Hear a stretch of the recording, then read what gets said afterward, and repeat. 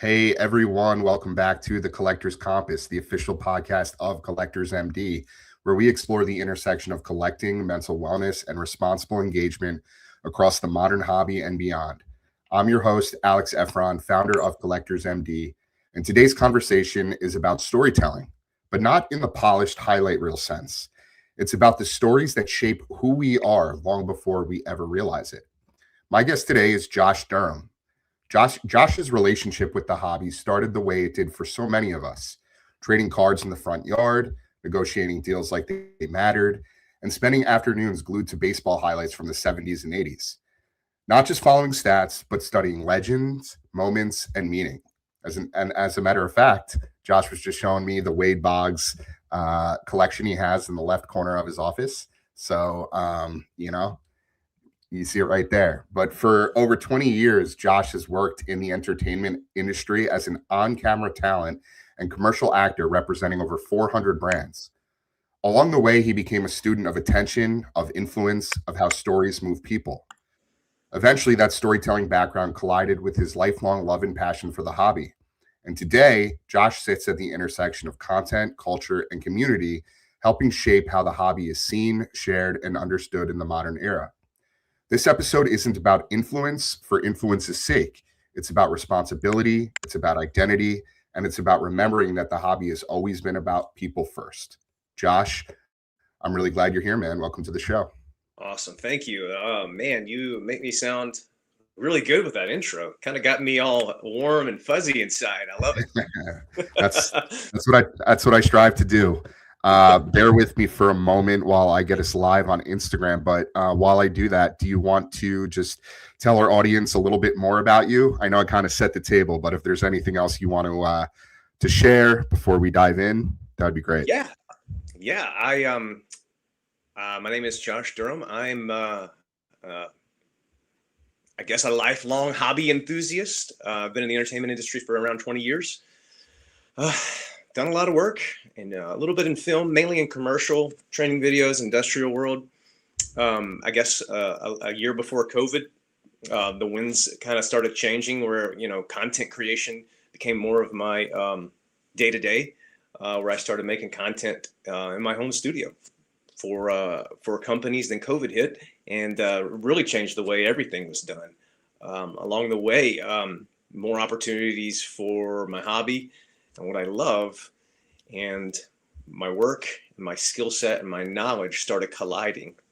And around a year or so ago, I took a position directing content in the hobby space, and it's led to other opportunities. And I'm super happy to be here. I love telling a good story, but I love even better connecting with people who share that common thread. And it's also just wonderful to meet people in this hobby. And, I'm constantly have this attitude of learning. I'm learning so much more about the hobby, about the people in it, about me, and why I do what I do. And it's been just a lovely little avenue that I didn't expect. So we're here today. That's what the hobby's all about, man. It's about bringing people together from all corners of the world. Josh and I literally just met for the first time. We had been chatting over Instagram about bringing him on, and he's been super supportive of Collectors MD and the movement and all the work we've been doing, which I'm super appreciative of. But didn't realize he was a fellow Yankees fan. We played a little game just now. Yeah, we played a little game of Guess That Jersey. I guess Tino Martinez, I was way off there. Turns out Wade Boggs, wasn't thinking about his time in pinstripes. But that's awesome, man. That's what the hobby's all about, is bringing people together and just community and camaraderie and engagement, storytelling. And so that's really what we're, what our intentions are, is to bring collecting back, bring the hobby back to its purest form, so that we can all enjoy it together in a healthy and sustainable way. So with that, we're gonna start with our first segment, which is called the Front Yard Origin Story. So you've shared that this all started in your front yard. I'm assuming that was in the front yard of the house you grew up in as a kid. Yeah, Cool. Absolutely. So So you mentioned you were trading cards in the grass, making deals like they were game 7 negotiations. Love that. Love that. The way you worded that. So when you think back on that version of yourself as a collector, what did the hobby give you before it ever gave you value? man, so I grew up on the street in Louisiana, and it was, you know, 4 houses that were in direct proximity all had boys in them. So between all those houses, we had more than a complete nine position team. But I think around, mid 80s, that's when we really started to understand like that these players we watched had cards. And I kind of remember that 87 tops year for a lot of guys in my age bracket was that first year. And it was so cool looking, that wood um, border of the cards. And, back then, and of course I didn't realize it about myself at the time, but that the stories, all the players back then were like larger than life. Right. Like they were superheroes, and still to this day, the Ricky Hendersons, the Wade Boggs, Jose Canseco, Darryl Strawberry, Doc Gooden, those guys were large, and I've had the opportunity to meet all those guys. And man, you could have just, done anything, and I would have been happy with it. But Yeah. they're still just larger than life characters, and I didn't Yeah. even know that the stories were being deeply embedded in me at that time. And I feel like for a lot of guys like that in my era, especially the guys I grew up with, like those are the memories that like created, you know, they talk about a lot about brain chemistry. Man, I was having some really good like connective tissue for storytelling, and the just built in at my 7, 7, 8, 9 year old self, and we played wiffle ball, and we wanted to imitate everybody's stances, and we memorized all the stats on the back of the card, and it was literal storytelling we were doing every single day in whoever's front yard we were with. So Right. That's awesome, man. yeah. I felt the same way. Honestly, still do feel the same way about certain athletes. And Hmm. you mentioned an interesting era. I mean, this was like right around the time where a lot of the baseball players started to bulk up. We won't go into too much detail as to why, but a lot of those guys were quite literally larger than life, right? Like, Yeah, we were. you mentioned Jose Canseco, Mark McGuire, Sammy Sosa, Alex Rodriguez. Like these guys were strapping, and to a lot of us, they were like superheroes.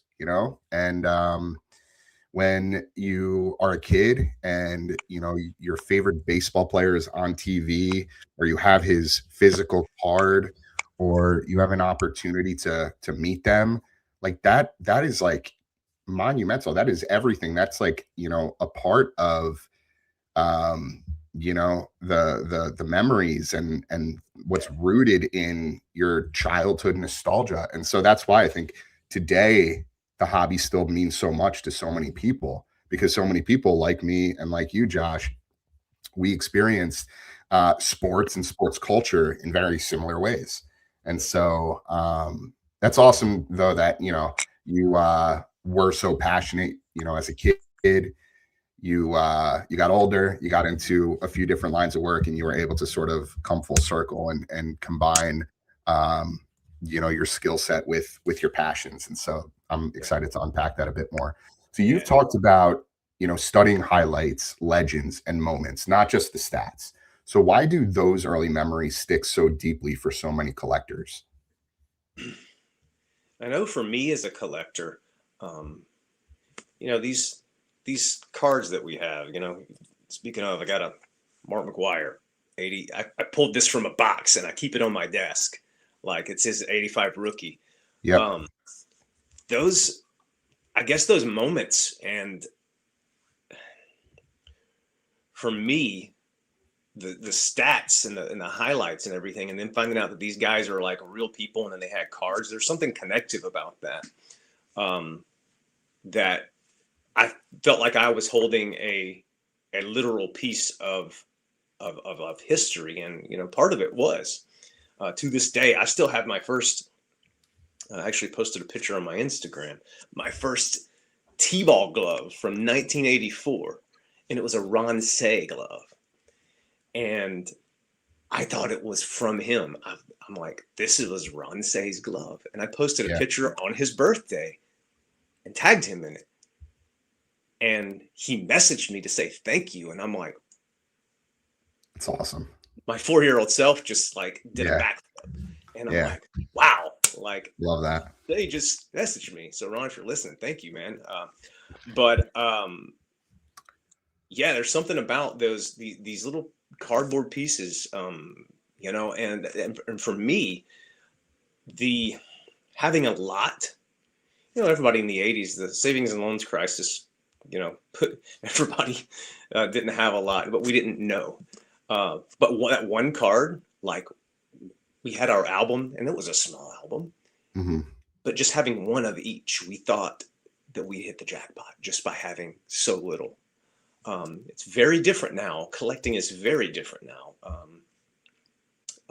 I honestly can't keep up with it in some areas. Even working in the hobby and hobby adjacent, it's very it can be quite a bit overwhelming for me. But those early days, there was just something about it. It was just the simplicity of life as a child as well. Yeah. That we try to still capture, even as men, as dads, and we want to give that to our children, Yeah. to before the world gets just a little too complicated, you know. Yeah. There's something Yeah. kind of like a, you know, it's an even playing field for everybody. So Yeah, man. Yeah, you use the word there, a buzzword that comes up a lot in gambling, and that is jackpot, right? And when yeah, people talk about hitting the jackpot, the common misconception is that it doesn't always have to be about money or monetary value. A lot of time it's about, validation, right? Feeling chosen, or just, you know, finally being seen or acknowledged. And that moment can carry personal meaning because it taps into something a lot deeper than the win itself. You know, things like hope and identity, or the belief that this card, or keepsake, or relic, maybe that was passed down to you, a family heirloom of sorts, can really change how we feel about ourselves. And monetary value aside, it could hold real sentimental value. And I think people have started to forget about that, right? yeah, People are just so blinded, so distracted by the glitz and the glamour and the highlight reels and the TikToks, and everybody, just is focused on, like, what's the comp? How much did that last sell for? You know how many times I've seen a breaker kind of just shuffling through a pack of cards, hits a parallel, kind of glances at it. Oh, nice. Like, Jackson Dart, and then flips it over and it's a one of one, and they freak out. And suddenly it's the most beautiful card they've ever seen. It's not for them. It's like, it's not really about the way the card looks. It's about the manufactured scarcity. And so again, like, when you strip that a away, very interesting thing you bring up. Yeah, wow. Some of the shows that I've attended, and this is in a work context, when you see people that are just rifling through, hobby boxes, blasters, everything, and they're just leaving stacks of cards because they're looking for that one hit and they don't care about anything else. And like, it's all meaning. If all that is meaningless and worthless, then why does that one card you're looking for, or the hit, mean so much? right? It takes, like, I lost joy by looking at that. And I'm like, wow, I'm just personal reflections. Cause I'm like, I'm an observer of people, because you can watch stories unfold and take place by just standing silent and watching things go around you. And when I'm in these environments and I'm working, and I'm making content and everything, but I just see all this unfold, and I'm like, part of me feels sad. It's like, you just disappointed. It's like that little kid in me just got the curtain pulled back, and he saw the wizard, and I'm like, you mean it's not real? Yeah. Or it's just like, wow. So like, a part of me, and I have to go and talk to it as like, hey man, that's not why you do it. That's not what the hobby is about to you. I have to go and talk to that part of myself and remind it, like, you choose these reasons to do it, and you have intent behind why you do things. Like, if you look at my desk right here, I have sticky notes to remind me of like why I do my pillars of content and storytelling to why I do what I do. And I look at them every day. So I know, and I do things with intention. Remember that, like I'll read them off to you: community over ego, connection before content, clarity without intention, consistency will build trust over time, and use your creativity to serve a purpose. So I know that with everything that I do and everything that I say, I want to serve a purpose in my life for even for the client I'm working for. I want my ability to do that. So I've been very lucky to be able to do that with the hobby as well, with what I do. Yeah, So really well said there, Josh. You brought up thank a lot of really sharp points, and I love those mantras. I mean, the overlap with the way we carry the message forward. Our mantra is collect with intention, not you. Yeah, compulsion. You know, it's the same mindset. It's again bringing it back, recentering, asking yourself, why am I doing this in the first place? yeah, Right? What value does it bring to me? How am I,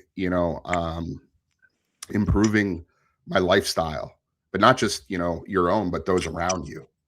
And so having that mindset, and not just writing it down on a sticky note, but actually living that way every single day consistently, you yeah, know, just solid. can be life changing.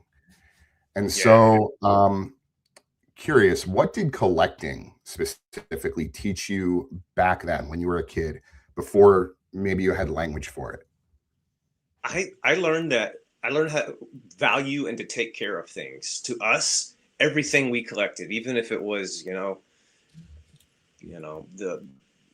guy that was a not an everyday player, we thought every card was valuable. So we learned to care and to value things.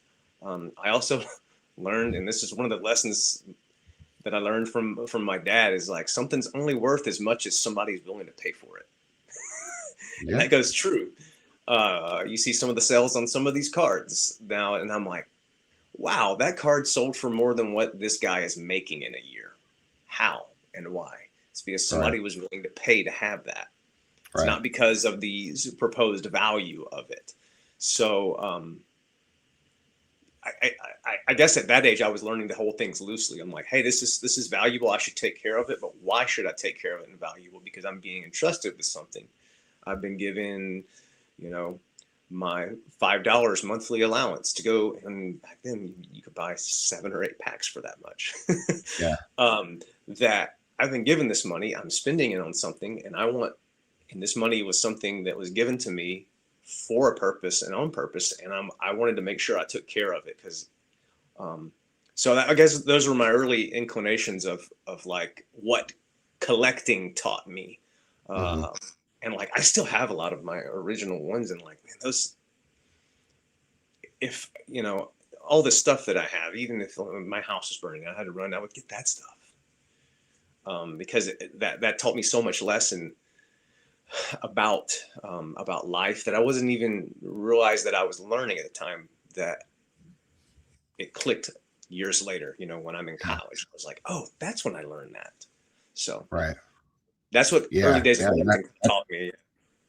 yeah. No, and that's the spirit of collecting with intention, Yeah. right? Like, not if you had to run out of a burning house and grab the most sentimental items. You're not necessarily thinking about monetary value. You're thinking about, things that you've had your whole life that mean something so much more to you than, a $500 modern day card. And Hmm. I'm not saying that, you can't have a card in today's hobby, or today's, collecting ecosystem, that isn't sentimental. And I think I have a good example of this, that I'm going to bring up on the screen here in a sec. But look, at the end of the day, if you can afford a card like this, and you want to pay $26,000 because your ultimate goal is to collect every single one of one green kaboom from the 2018 set, even if it's Josh Rosen, who's considered, to be one of the biggest quarterback busts of all time. more power to you. You know, a Yeah, lot of people were absolutely. giving this guy grief because he spent $26,000 this past Saturday on this card. And, you know, at the end of the day, if this is what makes you happy and it's something that fits your collection and you can afford it and you're staying within your means, and of course, $26,000 is a It's a crap load lot of of money. means. It's a lot of means, and I'm assuming somebody like this, and you know, I don't want to assume, but I'm just my gut tells me that somebody like this, you know, money isn't necessarily an issue, and it's all relative. But you Very know, much so. they had a goal and a passion and a desire, and that was to complete this set. And in order to do so, you know, he was willing to pay whatever the seller was asking for. So that whole concept of um, a, a, a card or an item is only worth what somebody's willing to pay. Well, here's a perfect example. Josh Rosen. Absolutely. I think he's in finance now. He was in the NFL for all of what, Yeah, 3 4 years. Switched us, jumped around a few teams, just couldn't figure it out. People are still paying, you know, 5 figures for man. some of his top cards. So you know, that's the beauty of collecting. It doesn't have to be an all-time great. It doesn't have to be, you know, the hottest player in the world with millions of followers and, you know, on all the highlight reels and, you know, the face of the hobby. It could be somebody that you just like, appreciate, respect. And honestly, like that's the beauty. That's the beauty of collecting. 100%. That's amazing, though. Wow. A green Yeah. kaboom, 26K. Yowza. You know, uh irony, quick sidebar. I don't know if you saw this, but Jeff Wilson posted either yesterday or the day before that he's the owner of the 2018 um Tim Tebow kaboom, Oh, wow. and Yeah. the He's a one of big one, Tebow the fan. green. He's a big Tebow fan, right? And he will never it will never leave his collection. He said the only way it would leave his collection is if somebody made an offer that beat the record set by Logan Paul's Pikachu with golden Oh, life from last week. wow. So he basically, it was like, you know, it was a friendly jab at the guy who was trying to put together the set. He's like, you might be able to put together 49 out of 50 of them, but you're never going to get the Tebow. So, you know, just so you know, it's never leaving the collection. And again, that's collecting with intention on his part because he's a huge Gators fan. You know, he was explaining how his, you know, his legacy there, siblings went there, parents went there. You know, it's where he met his wife. It's where he started his career. So, you know, tons of respect for people like that who just, you know, it doesn't matter what offer they get for a card like that. It's never going to leave the collection because it means so much more. It's invaluable than any dollar amount, right? So yeah, man, like the hobby hooks us through memory before it even hooks us through money. That's the point, Yeah. you know, we're trying to make here. And for most of us, collecting you know, started as a feeling, not a transaction. It was ripping packs on the floor or, you know, trading cards in the front yard or watching highlights and heroes, imagining ourselves in those moments. And that sense of, you know, wonder and connection is what really came first. The money Yeah. showed up later as we got older, as we became conditioned to believe that, you know, money is the all and be all, right? And when the order sort of flips, when value starts to replace meaning, the hobby can quietly shift from something that grounds us into something that pressures us. And remembering why we fell in love with collecting in the first place is really what helps keep the hobby human. And so I really respect that you're able to do that through your storytelling. So, Yeah. with that, we're going to transition over to our next segment, which is from entertainment to intention. So, you've spent over 2 decades as an on-camera talent and a commercial actor, representing hundreds of brands. What Yeah. did working in that world teach you about things like attention, influence, and how stories move people? Well, I've spent hundreds and hundreds of days on film sets and commercial sets and small, large, but it's amazing one to see that how so many people can be involved with such a little thing, and they all are a part of this story. It was just amazing. The set decorators, I have amazing respect for. the lighting technicians to make, to light a scene with end of the daylight or morning light. The sound guys, making sure that you pick up the smallest of sound that you need for that.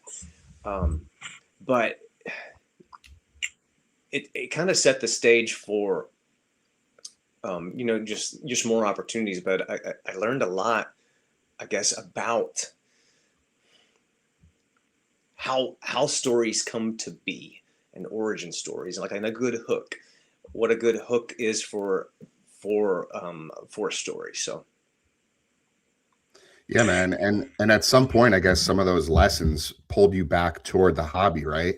So when did you realize storytelling mattered more than things like reach and clout?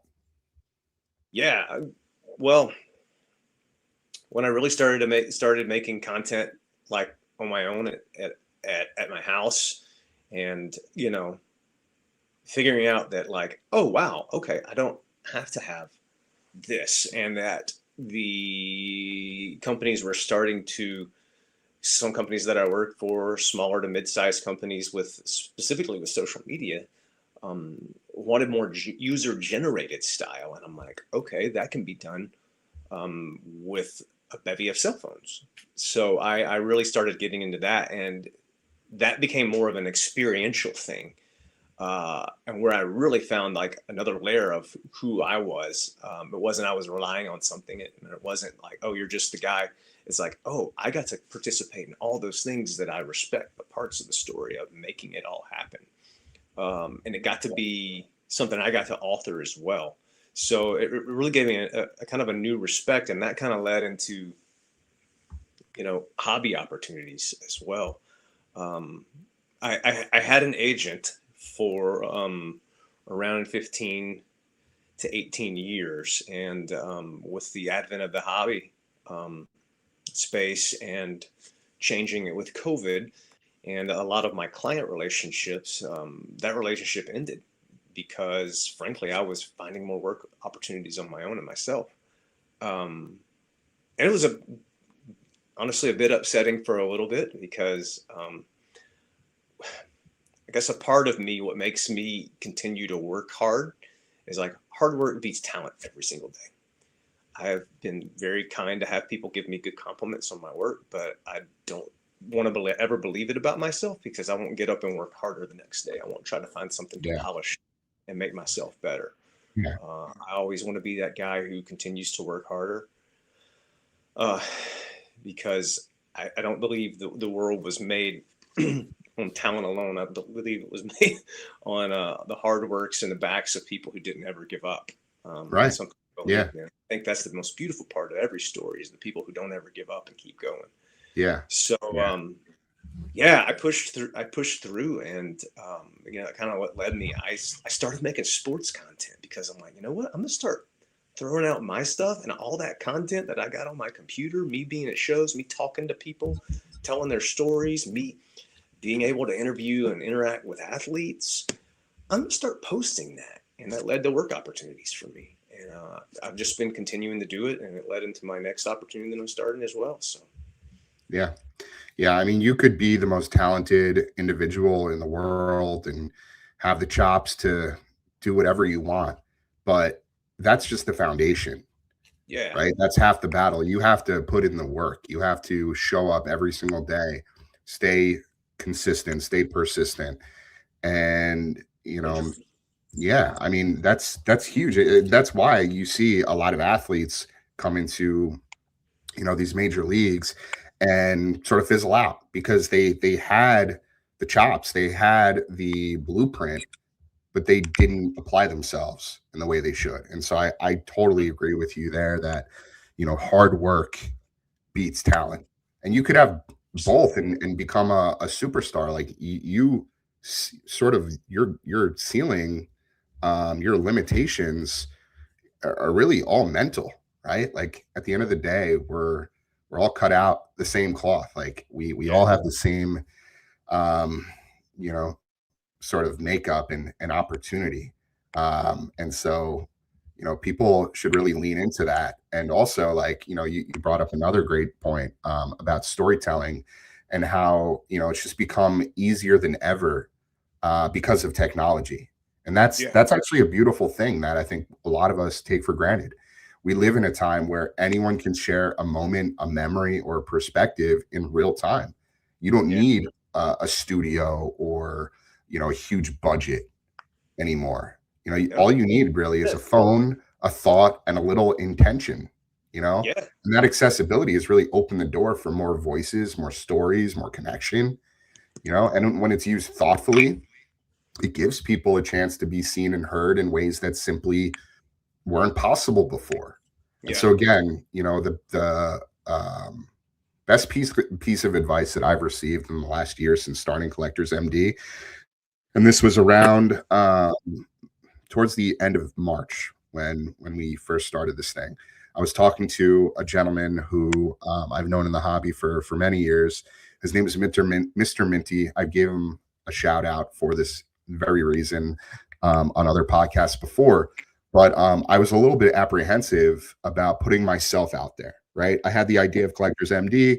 I created the website. I had the Instagram account. I was putting together these, like, you know, not memes, but like quotes and, you know, inspirational pieces. And then I started writing the daily reflections. And again, I was a little bit nervous, skeptical about like really putting my face on the internet and speaking, you know, from the heart. And so this guy, Mr. Minty, his name is Steve, him and I were chatting at great length, and he was like, you just got to pick up a mic and start talking. Just you Yeah. just got to do it. You got to, you know, get over that hump. And once you do, you know, it'll be liberating. You'll Yeah. feel like, I and so 100% that's agree with that, exactly what man. I did. That's exactly what I did, and I haven't looked back. Yeah. If I go back and look at some of my first times on camera, I mean, like, we're talking about, you know, before when people talked about an app, I was like, what's on the menu? Because iPhones weren't around yet. I go back and look at some of my first times doing things, and I'm like, man, I'm sure glad you got up the next day and kept on honing, Josh, Yeah, because you did. I mean, and I didn't have many voices of reason, of encouragement or anything. I had to literally kick myself into a place to where I could find those, and it came with a lot of me running and hitting against brick walls and learning the hard way. yeah, I have learned a lot of my skill set, my knowledge through through failure. Failure has been the best coach.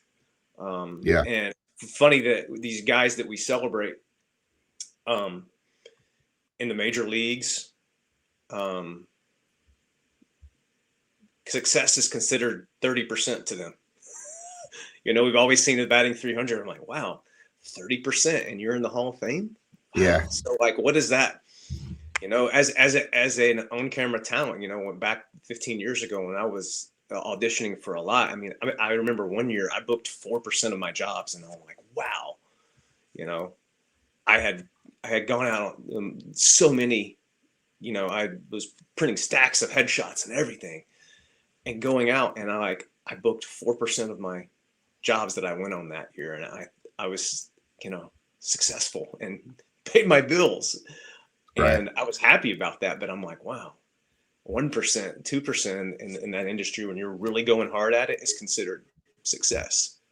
yeah, But yeah. that was a lot of It's hard. I could not do that now. That involved yeah, a lot of gas, a lot of driving, um, a lot of freedom that you don't have when you have a family. So right. Yeah, I hear you. It's a really good point. What's different about telling stories for a community that you actually belong to? man, it's so much. I wouldn't say it's easier. Um, you see the threads. There's a connectivity there, like you're a part, but um,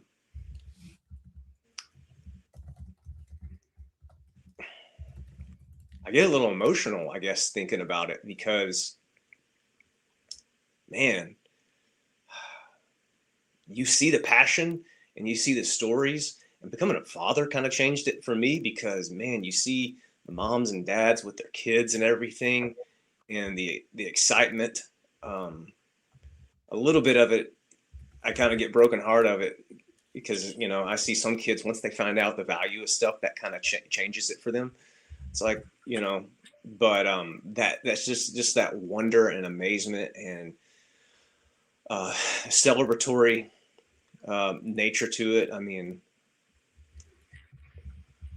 you can't beat it. I mean, it's just, you know, sometimes, you know, I would, as a talent, take jobs that I like, that's a really good job, or training video, or, you know, it's HR training, or, you know, skills training for this business. I'm like, well, I don't really like this. I don't like this script and this, but I can do it, and that pays good money. But when you get to go and be around something, and at the end of the day, when you leave and like, man, I went to this event, I went to this show, I didn't buy one thing. I leave and my cup is full because of the relationships I made, and just getting to be present in the experience of people being around something they love.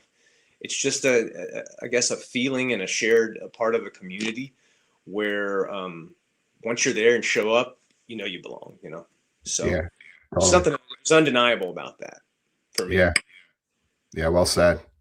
Yeah, I think influence without intention is kind of just noise, right? And that's especially true when you're telling stories inside a community you actually care about. Storytelling isn't about being seen. It's about, you know, being responsible within the space you're in. And when you're passionate about a community, the goal isn't necessarily, you know, reach or engagements or clout. It's about honoring the people listening. So I always say, if the story, if your work, if your efforts help even one person feel understood, connected, or a little more grounded, that impact is so important. That's what intention does. It turns, you know, storytelling from content into care. Absolutely. It's just very, very well said, man. You know, and when I go to, I actually don't like when I see people spend a lot of money. I'm like, oh man, you could have just gone around and talked and had some conversation and spent half that money. Because for me, when I would go to, just before I worked in the hobby, I would just go to shows. I remember that one time, it wasn't a ton of money I spent, but I spent more than I wanted to. And I came back and I looked at what I bought, and I'm just like, I didn't feel good about it. Yeah. Because I went past my boundary. It was maybe like $75 total that I spent, but I'm just like, I didn't want to spend that much. And I didn't like it as much what I bought. It didn't mean and matter too much. So I really think that, you know, if you're not accountable to the man in the mirror, then how can you be in a community that, you know, where I see on your screen it says accountability. So like I think self accountability and self governance is kind of a key for like a good part of life. Being able to, like, you know, hey, I need to stop eating, or I will be full, or I will get indigestion, or I will gain weight. that same I guess message is hard for, and then not just this space and the sports car collecting, but the hobby. That same message seems to have a little bit of trouble with people getting on it. It's burdensome for me, but it's also like, you know, I guess, you know, it's a good reminder for me to be like, hey, look at the guy in the mirror. How are you handling yourself with care today? Yeah. Well said. What you just talked about, like that idea of spending like $75 and feeling, you know, kind of shitty about yourself. That's the type of, you know, feeling and, thing that can happen to so many people. And the amount of money spent is kind of arbitrary, right? Because $75 to one person isn't the same to another person. And ultimately it's really more so about the principle. If you went beyond your means or did something impulsively that you weren't intending or planning to do, even if it ended up being successful, let's say you spent $75 on a mega box and hit a card that was worth $300, you could still feel a little bit, you know, off, or, you know, just it might not sit well with you, because again, like that $75 with $75 that you didn't plan to spend, and you just kind of did it on an impulse. And we see that all the time. And so the way the hobby is designed today with these gambling like mechanics and ends and means justification in people's minds that I see happening in real time too, is that's like, oh, I didn't want to spend that, but this happened, so that makes it okay. And I'm like, wow. Right. I see exactly. I see that visually happening in people's minds. It's very interesting to me. Yeah, that's also the hook. That's what gets people in trouble, because that they do that the first time, right? They might be experimenting. They might be just like checking out a break from a distance, and then next thing they know, they're in. They're like, they mindlessly swiped and bid on a team. They end up hitting huge. They're like, man, I just spent $50 on that team, but I, ended up hitting the Bills, and I hit a Josh Allen 1 of 1, and it was incredible. And now I'm going to get it graded, and it's going to come back a 10, and I'm going to be able to flip it for $5,000, and I'm going to take that money and just buy more breaks. It's the exact same concept as gambling. You go to a casino. That's my moonlight gram moment. I call that that's what I call it. It was just like, man, that's part of the field I can't step over right there. And I realize that that's my limit. When I hear people start talking about that kind of stuff, and I'm like, I'm not that kind of guy. I'm a collector. Right. I like get things, and I like it, and I like to keep exactly. Yeah. It's dangerous, because that's the culture that we live in now, and it's just been so normalized.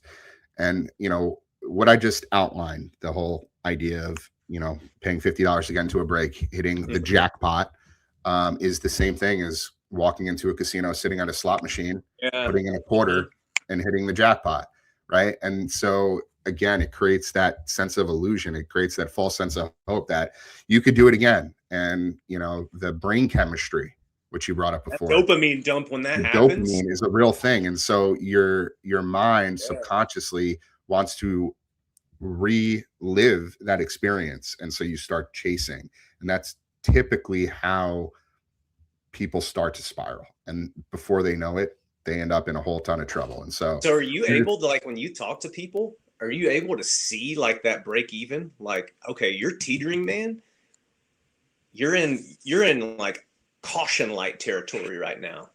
Are you able to see that? Look, I'm not a licensed therapist or doctor or anything like that.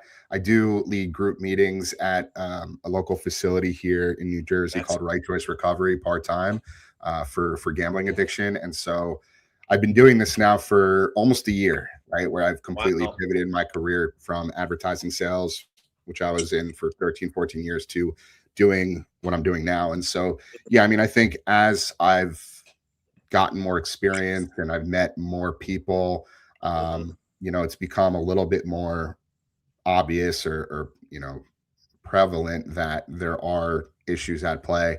Also, it's my own lived experience, right? Like I'm a recovering gambling addict. I suffered from the compulsive spending or the compulsive collecting and impulsive spending. I mean, you see the sneakers behind me. This wall was once like literally covered the entire wall, and then several other walls. And so it was out of control on a number of different, hobbies: the sneakers, the sports cars, the watches, the memorabilia, the jerseys, the hats. Like I collected everything. I needed everything. And it was like out of control. And so, when I meet somebody who's sort of teetering, I could get a sense where they're at in terms of their, journey, I guess you could call it. And so, we're not here to prescribe. We're not here to hand out solutions or anything like that. We're really just here to provide support for folks to lean on and know that they're not alone, know that they're, they no longer have to struggle in isolation. That's the most important part. So we're going to shift over to our next segment here, Josh. It is called Content, Culture, and Responsibility, which I think is a good segue. So you've been very intentional about short form content with purpose. How do you think modern hobby content shapes the way people collect, even when that influence is unintentional? So modern content hobby, I'll be honest, man, some of the hobby, there's a few guys that I know and I've met and I follow their content.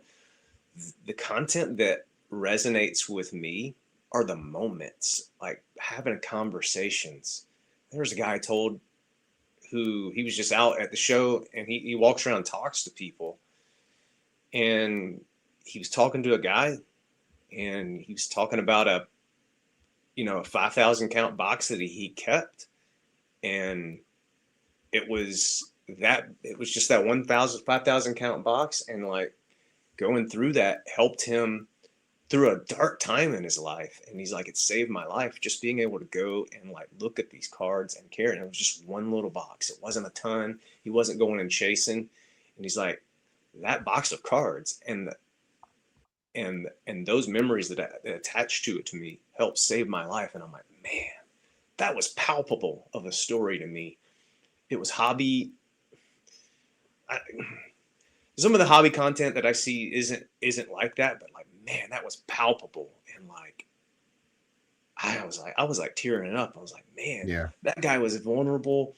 And he talked about this bringing him back. And he's like sharing a mental health. I mean, like, let's just be 100% honest. That the guys that I see struggle, like sometimes the story is written all over people, how they handle themselves and carry themselves and their facial reactions.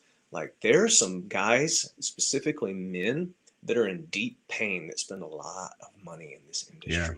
Yeah. That hurts me to see. And I can tell like they carry, like I'm very like my soul feels it.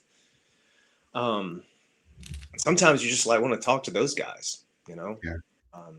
Yeah. I mean, a lot of people buy things and chase things and collect things to really suppress deeper feelings that they might not even consciously realize they're experiencing. And that's why the whole dopamine economy crisis is becoming such an epidemic, because so many people are sort of insulating their feelings, their emotions, their frustration, anger, depression, anxiety, and they're masking it by buying. They're giving themselves that short temporary burst of relief. They're putting a band-aid on a wound, on an open wound, right? And I'm not saying that's the case with everyone, but to your point, there are just so many people out there, especially in the hobby, that are just buying, really to just conceal a deeper pain that they're experiencing for whatever reason, right? Everybody's unique. Everybody's got their own experiences and situations, circumstances, but mental health is a real thing. I wrote a daily reflection last night on the importance of mental health, and it was on the heels of this horrible news about Rondell Moore, who passed away last week. So young, talented, successful by every external measure, but still hurting enough that the pain became unbearable, right? And I kind of dive into detail about the importance of mental health and how it's relative. Pain is relative, and it's just important that we check in with each other and make sure that even when someone seems fine, they could be unraveling internally.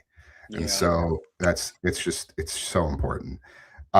So I talked a little bit about my lived experience and like what I've experienced in terms of meeting people who have gone through similar issues and challenges in terms of compulsive collecting, impulsive spending. Where do you see the line between excitement and excess start to blur? I honestly, I got baptized into like what that looks like for me by up until about 18 months ago. I knew what breaking was and everything, but I didn't understand it. So I had to just, sit down and talk to people. And the overwhelming response that I got to people was it really was stunning to hear this. It's like I had so many guys look at it and they were dead serious. They're like, don't start, man. If you haven't done it yet, don't start. No matter what you tell yourself, don't start doing it. And you could see their eyes like telling you that like this is bad. Yeah. Like staying up till 2 and 3 in the morning. I feel like some of these guys that are breakers need to be bartenders and say you're cut off. But like that's their job and they make money too. So I'm just like, you got a guy, and I'm like, did you fall asleep on the button and just keep hitting, man? Like it's like that's when I really started to see, and unfortunately, I feel like, hey, part of that reasoning is how I've been able to have a career with the boon of the hobby post 2020, but and then the TCG and Pokemon space, which I'm still learning more about. That just blows my mind because whatever you see in the sports card world, that's just happening exponentially in the TCG and Pokemon world. And it's that just blows my mind how you go to a sports card show and like, oh, the TCG one next weekend will have 4 times this many people. And I'm like, what? Right. Kidding me? The fire marshal's going to have to come here? It's absolutely that's when I really started seeing the very stark contrast is the whole, and I feel like that really took off in 2020 because you can literally get anything you want. It's not just eBay anymore. You can be live, and I'm like, man, this is. So once I had it explained to me, I'm like, this is online gambling. Like this is even more so than me going to the store or to the hobby shop and buying a hobby box. I'm like, this is what this is, and it's like, and wow, I mean, like I'm seeing people drop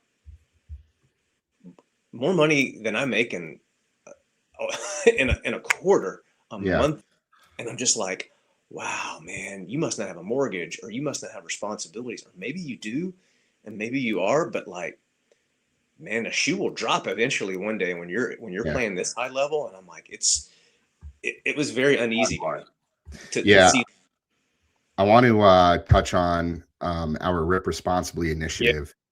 We rolled this out a couple months ago, and really what it is, it's a harm reduction mindset inside the hobby, right? It's about enjoying the excitement of doing things like ripping packs and opening boxes while staying aware of the limits, the emotions, the impact, right? It doesn't tell people what they can or can't do. It just encourages people to pay attention to how they're engaging. And so I like the analogy that you had brought up before about the bartender. And it's really a good way to think about it. A bartender knows when to cut someone off, right? Not to judge or punish them, but because they're watching closely. They notice when maybe a fund starts tipping into harm, and they are basically just stepping in to protect the person and the room, right? And so Rip Responsibly really works the same way. It's about creating awareness, guardrails, and respect around the experience so the hobby stays fun, sustainable, and centered on the people in it, not just the big hits.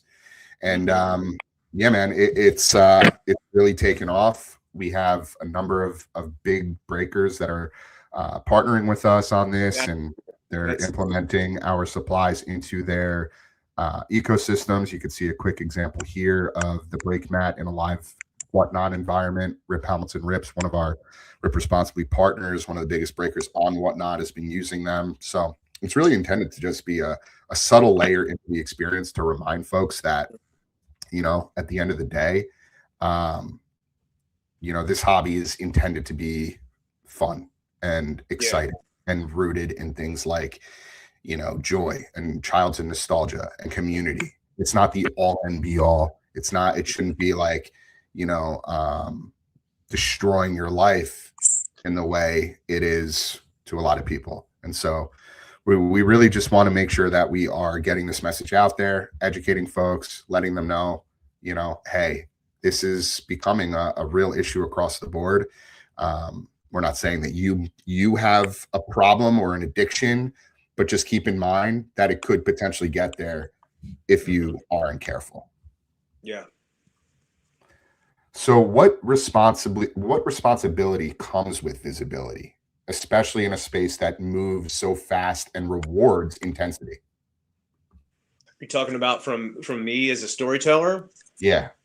Yeah, I realized that, like, hey, man, like, you know, Uncle Ben told Spider-Man, with great power comes great responsibility. You know, I've been given the ability that I've worked hard to hone and everything. I want to honor the spaces that I'm in and the stories that I do tell. Lift up good voices, good things. I want to put put good things out there. So that's why, I mean, when I'm in making content, I always want to make things that I know that it's really not about engagement for me. And never really, and the algorithm takes care of all that stuff now. Some people are still trying to figure out how you can, and I'm like, well, the algorithm, if you make good stories, if you know how to talk to your audience, if you make something that resonates with people, the algorithms online will develop around that. So you're literally creating a online living being of what you make and intend to do. So the intention you create, the algorithm will create online around that. So the intention you're creating with Collectors MD, you're developing an algorithm around that, and you're going to hit your intended audience like all the time. And it's going to just create concentric circles. And when you do that, when you're creating, you're going to eventually have a Venn diagram and have sweet spots. And you're also going to connect people, because once you do that, you're making links. So, so it's like, it's the way that I guess geometry works and everything. It gives you a good visual of like when you put good stories out there, when you finally, stepped up to the mic and started talking and sharing like something that you were passionate about and wanted to help make change and wanted to put something good in the world. Like, that's the good thing about being a storyteller and using these sometimes good, sometimes bad social media engines that we have, that, to be able to reach and share a message and share a story with people that need to hear it and don't even know they do yet. Yeah, it's been a bit of an uphill battle just in terms of getting the word out there to a wide audience, because we are in a lot of ways going against the grain, right? We aren't giving in to what the algorithm likes or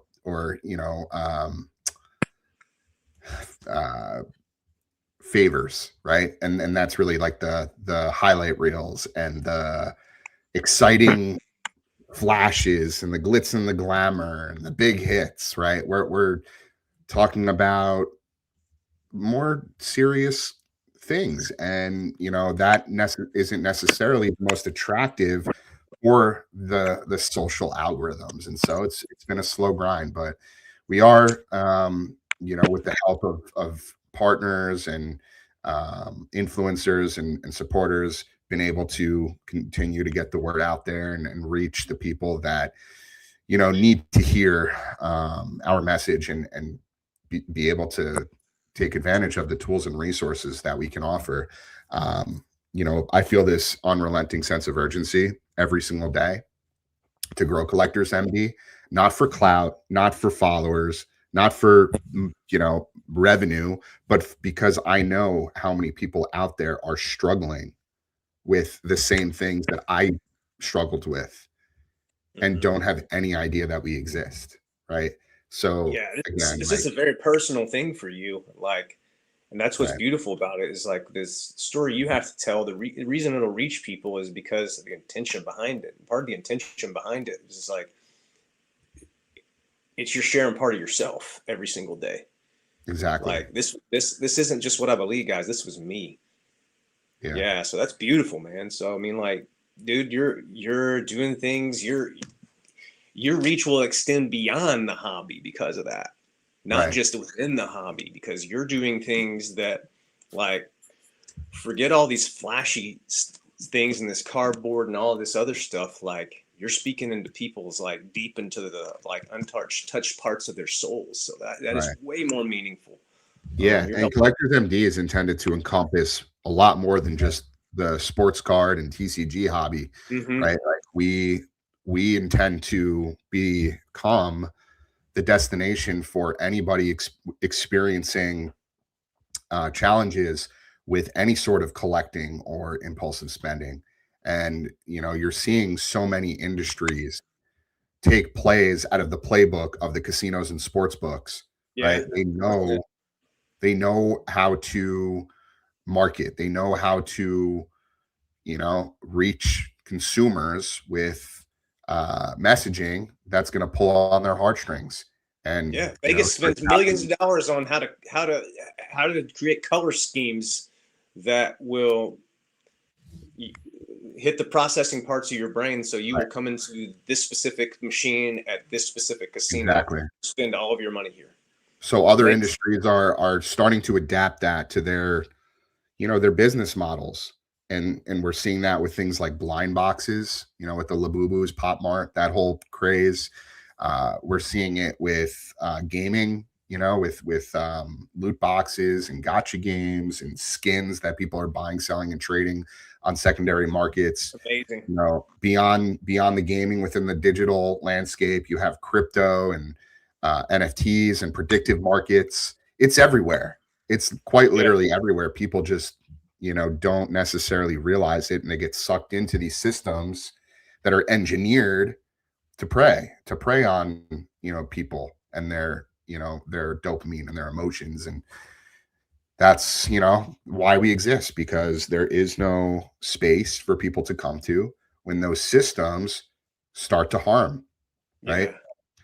So yeah, man, like, just to put a bow on this segment, like, culture isn't built by platforms. It's built by patterns. The apps, the marketplaces, and the algorithms don't decide what a community values on their own. What really shapes culture is what gets repeated, rewarded, and normalized over time, right? And changing culture doesn't start with some big announcement. It starts with shifting the patterns we participate in every day, consistently and persistently, like we were talking about before. So with that, we're going to transition over to segment 4, which is the dad perspective, legacy over likes. So you're also, and this is your handle, right? Everyday Dad.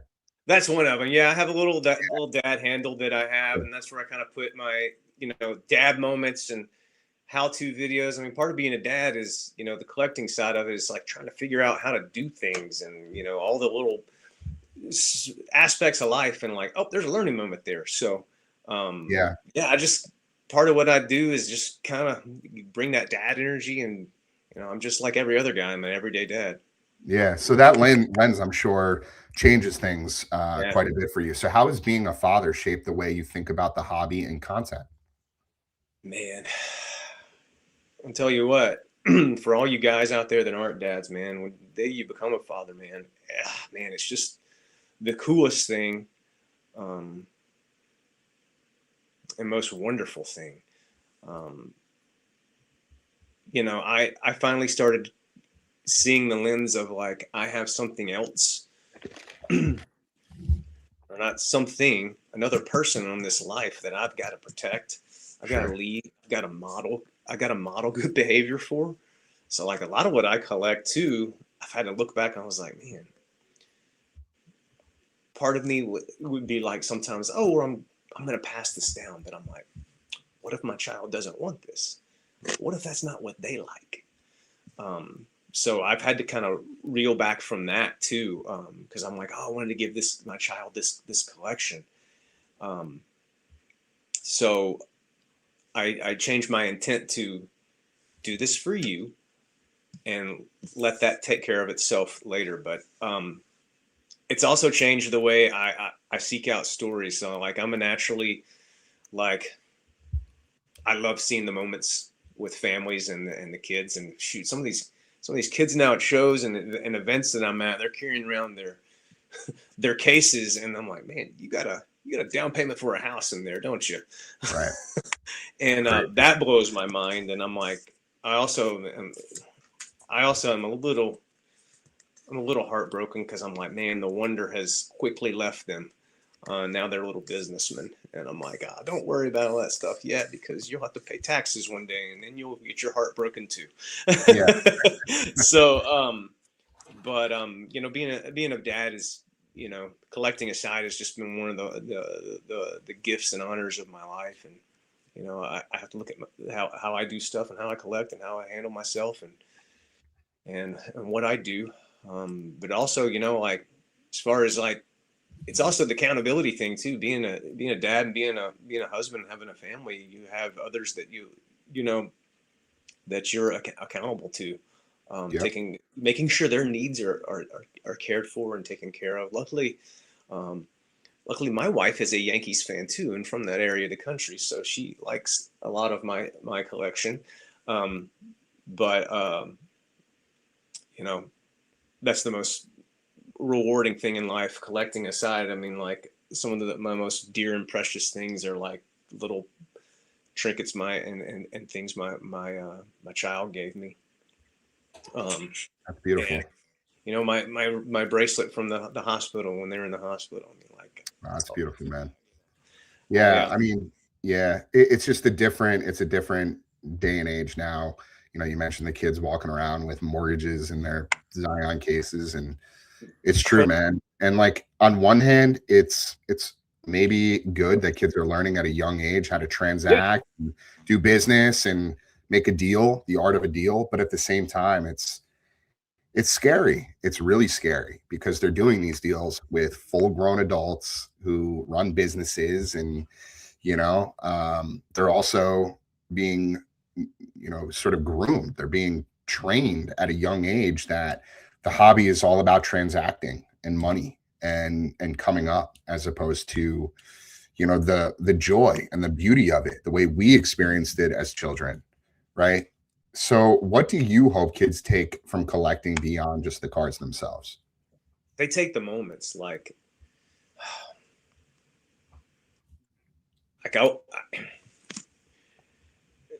of course I want my experiences to be the way I experience. I hope everybody experiences, but to be able to enjoy like individual moments, and let those moments be your payment. Like for me, my cup can be full. I can do work. I can go make video, make content when I'm in the space, and I leave and not spend a dollar. And I'm like, man, I feel so good about today. And I didn't buy a thing, and I'm like, wow, I didn't need to. There's this I guess this sense of urgency I feel like that is. I honestly, and it seems upsetting to me sometimes that that this won't be there, and I'm like, it will. Um, and I guess I have to caveat that with don't not collect, but having like know why you're doing it, um, and I guess have kids at an early age. Like I want to teach my child to have principles in the way they do stuff. Like have pillars of like we do this because, and like reward systems. I don't just want to just go get and like have this idea that like I'm gonna go get this because I'm entitled to it. Like reward systems, or I worked. There is hard work and investment into that. I worked hard to get this, so it means something of value. Those are Well things you said. can't really teach. And honestly, I'll be 100% honest. Like I feel like the millennial and Generation Z have a struggle parenting that way, Yeah. because it was not modeled to them. Mid to early '90s was that boom in the .com era, and there were some ill decisions made parenting in that era that I feel like are now coming to roost now, and it doesn't help when you have a worldwide pandemic and people get 3 to 4 stimulus checks, and oh, what do I do with this? And all of a sudden, you have where we're at today, which is a good thing. It's led to a lot of business opportunities. It's created opportunity for a guy like me, Yeah. but I unfortunately do see a lot of the bad side just because I'm aware. I have a little discernment, and I'm like, man, you see the joy come away from people quicker now, Right. and that is heartbreaking for me. Yeah. Yeah. It's just a different day and age, right? It is. When we think about legacy in a digital first world, it's not just about what we leave behind. I think it's about what we normalize while we're here, right? Kids and newcomers aren't just watching what we say, they're absorbing what we repeat, reward, and excuse. And in a world, where everything is documented and clipped and shared, behavior travels fast and sticks longer than we realize. And kids, again, they're sponges. They absorb everything. So I think a healthy legacy isn't about, perfection or popularity or, chasing the big hits. It's built through, again, we keep coming back to consistency, modeling boundaries, intention, and care, even when it's inconvenient or doesn't perform well, right? Because what we normalize today is quietly going to become someone else's baseline tomorrow. And that someone, is going to be our kids. And so it's so important. It's so important that we are thinking about how our actions, our collecting, our spending aren't just impacting ourselves and our own decisions, but how the next generation, you know, looks at us and, how it reflects on them, right? Especially people who are influencers and who carry, a lot of weight on social media, how they act. Again, it's going to carry over to this next generation. And so we have to keep that in mind. 100%, man. Yeah, I see a good, and I see a lot of disheartening, and unfortunately, when you put the gloves on, you feel the rips and the tears in it too, and you get blisters when you do when you're involved in this work too, and it's just like, man, um, you just have to be aware. I think awareness is just the key Yeah. for a lot of people here, and for me too. With every good story, there's a bad story too, or just a sad story. I think sadness is what I because I'm like, man, it could be so much more. You're here because you lost your hat and you're trying to make your money back, Right. not because you enjoy it or because you know about that player or care about them, Yeah. um, or People will rip because anything these days. Doesn't matter yeah. what it is. Disney, Marvel, SpongeBob. It's like, I tell you they what, that SpongeBob product took off, man. It was crazy. like, wow, blew my mind. And then I was like, the nostalgia buy is really strong right now. It's the 25th anniversary last year of SpongeBob. Yeah. That's what I'm finding out. And this year's the 30th for Pokemon. Pokemon. Yeah. I was already in college when Pokemon became a thing, and so I'm just like, I'm still trying to catch up with my knowledge there. But it is absolutely center of the sun, white hot right now. Yeah. Yep. And And that's a it's huge part of this bubble we're in, with the yeah, excitement and the hype and the craze. And it's no coincidence that we're seeing Logan Paul and Ken Golden coming together to auction off $16 million Pikachu's during the man, 30th year anniversary, right? yeah. There are things going on behind the scenes that I think a lot of people don't necessarily realize. So we just have to keep that in mind. So with that, again, I think this is another good segue to our final segment, which is where the hobby is headed. So I don't want to sit here, Josh, and ask you to predict the future or anything like that, but I am curious what you hope the hobby becomes. What do you feel like we're being invited to do differently right now? I think here's what I guess hobby wise, I'll tell you what I see in the business world. I think there's going to be a return to long form story. You're starting to see probably in your algorithm and whatever else, whatever content, you're starting to see clips of podcasts in short form starting to be popular now.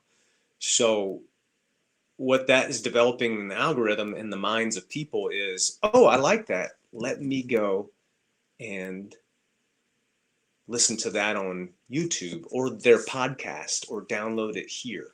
Right. So with that, I feel like that's inviting people into a space where stories get told, and different parts of the hobby. So you're starting to see businesses in their social and their marketing wanting to hire literal roles that say head of storytelling and marketing, Hmm. because they're starting to see the value of not just the quick flashy this, but just if you saw the Super Bowl ad with Mike Tyson talking about eating real food, Yeah. that was palpable, man. He was talking about his little sister, and I was like, wow. It was real and it was raw and emotional. And I think there's going to be a big space for that. And why I feel like what you're doing is poised for good things. It's because you have a space where, you know, people can talk and be upfront and open, in a space, you know, where, you know, appearances and machismo. I also notice a lot of that where I don't really kind of play that game. I just try to be myself. But there's a lot of machismo, like my collection. I had this one, I pulled this, or I was on a rip last night and a break, and I bought in this, and this is what I got. And I'm like, that's great, awesome. So tell me what else happened in your day. That's kind of where my mind is. But I'm like, awesome, well, great. I was playing with my kids last night. That was joyful for me. Right. So I feel like there's going to be a more authentic space within the hobby for people telling stories. And I feel like you see some of the people in the hobby who get it are already starting to do that, because I feel like that, Yeah. man, and long form is going to lead people to that. So, Yeah. Yeah. The short term, or like the bite-sized content that this generation mhm. craves and prefers, it's kind of a bummer, right? Because everybody has such short attention spans these days, and storytelling, real authentic storytelling, has become kind of a thing of the past. And Mhm.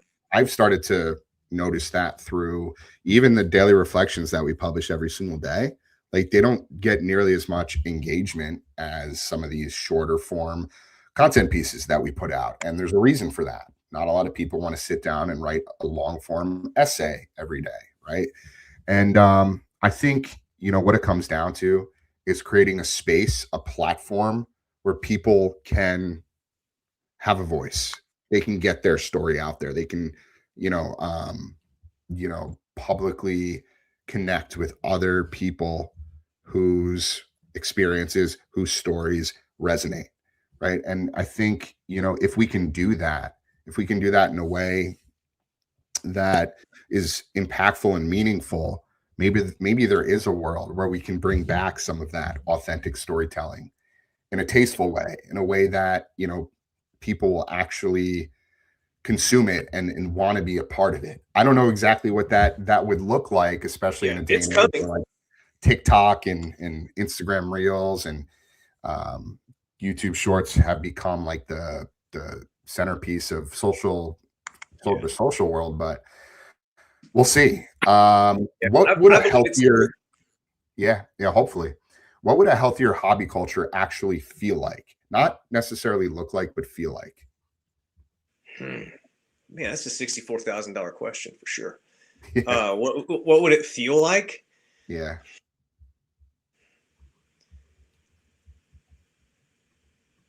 Man, that's loaded, because I'm like, man, and it's not a bad thing. It's just like it would feel like, for me, um, not feeling the pressure to perform, I guess. I feel like so many people feel like the pressure to go buy and perform and to get put on this a show. and put on a show, and I'm like, I don't. Yeah, And like that's probably why, um like, I'm like with oil and water. I mean, I guarantee you, like, that in the last 6 months, I haven't spent more than 100 bucks total. Um, and on sports cards or anything, just because, I've been busy. Life does that to you. But I've also been in places where I could and had opportunities, but I'm like, I didn't feel the urge. And I didn't feel the urge to perform. And that's deeper than just the hobby. I yeah, didn't feel the urge to perform or to buy it, but I had good conversations. Much of my memorabilia that I've bought that I just hadn't gotten, a lot of my stuff's sentimental. It's something I've owned and gotten signed. It's something I had when I was a kid and gotten signed.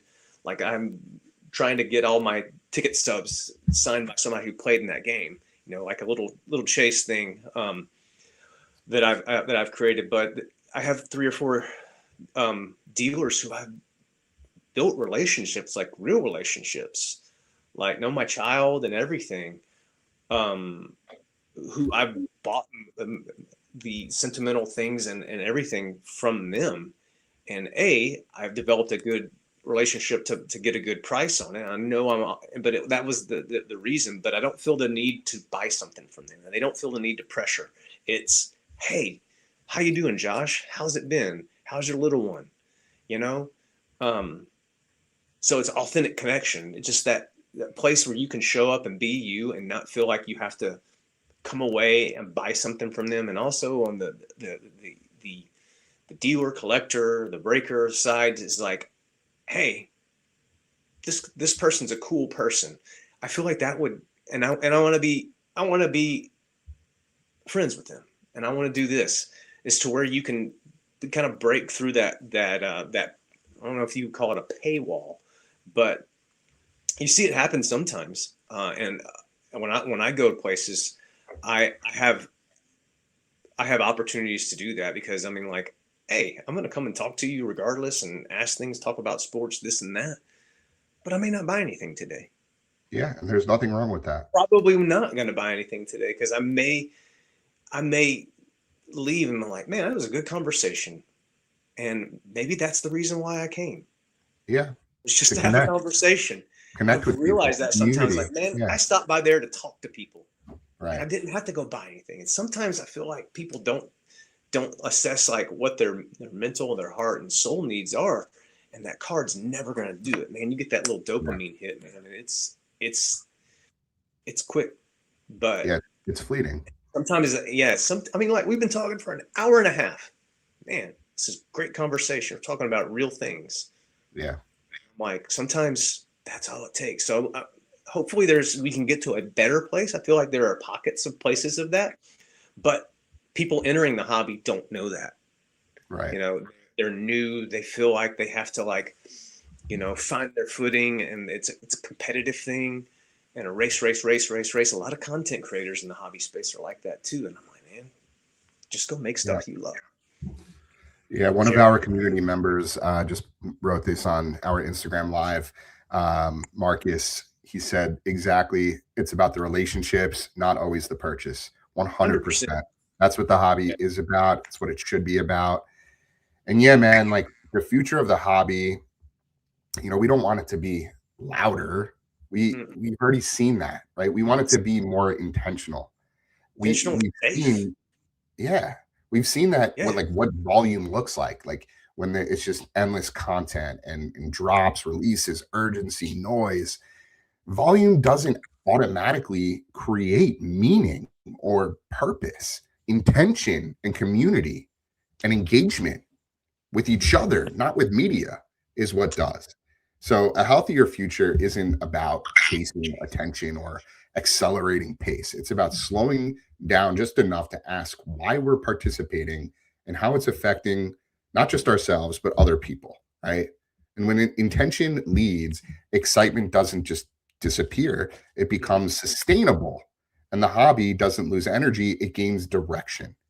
So that's what we're trying to, you know, reinforce and educate people on. And, you know, to your point, like, just having a meaningful conversation about people and life and healing, you know, is in my opinion refreshing from the hobby content that we see day in and day out, with the product releases and the box openings and, you know, the banter, the gossip and the drama and everything else circulating.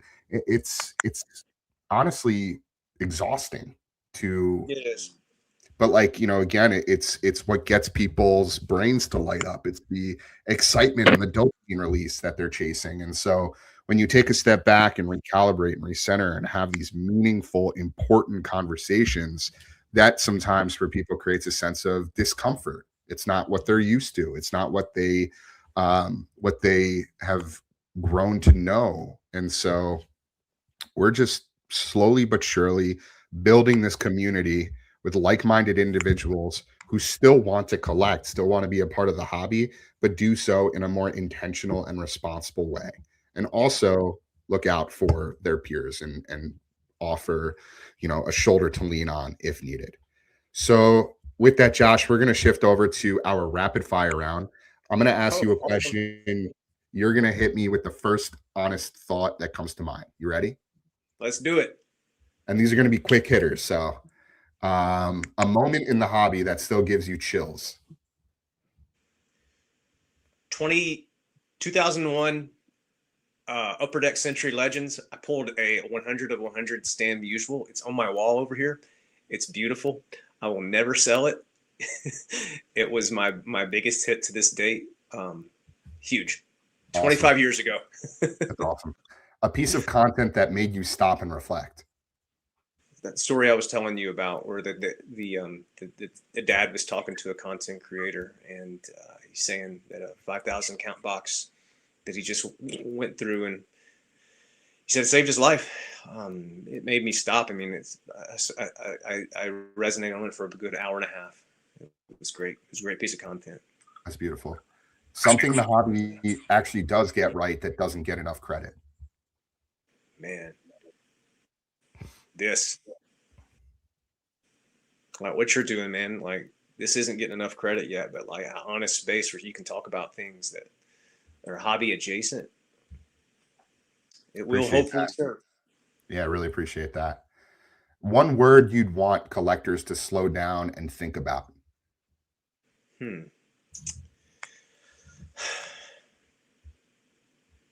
Community. What does it mean to you? And if someone listening wants to stay connected to the hobby without losing themselves in it, what's one simple thing they can do today? Get up, make your bed, and do something good. Love it. Sometimes it's about just getting up and doing something.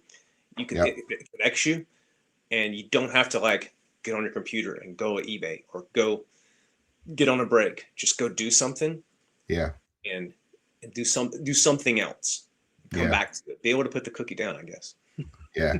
I like that. I like that example because it's actually something a manager of mine from the beginning of my career had told me, every single day, regardless of whether or not you live alone or with somebody else, first thing you should do before you do anything, make your bed. It'll set the tone for the day, right? It gets your mind in the elasticity of it to start working and doing things. So like I've learned a lot about just brain chemistry and how to get things done, especially in like downtimes when you freelance a lot. You have a lot of downtimes, and you can go to like a lot of places, honestly, where some of these guys that collect and get caught in like not thinking that you're good enough, or satiating yourself with a hobby too much. It's like I've got to, why I've been standing at my standing desk, keep moving and doing something. It's why Dick Van Dyke's 100 years old and he's still doing it, because he's kept moving his whole. Sometimes it's about movement here and movement here too, to keep things going. So yeah, well said. Josh, thank you so much for joining us today and for sharing your story. Before we wrap, I want people to know where they can continue following your work. So Josh Durham is someone who understands that storytelling isn't about hype, it's about meaning. You can find him across platforms at the Josh Durham. That's TheJoshDurham. I believe Instagram, X, Facebook, YouTube. Did I get that right? Yep. Got awesome. All of them. His work spans sports, leadership, family, and the hobby itself. All links to his social channels can be found in the description below.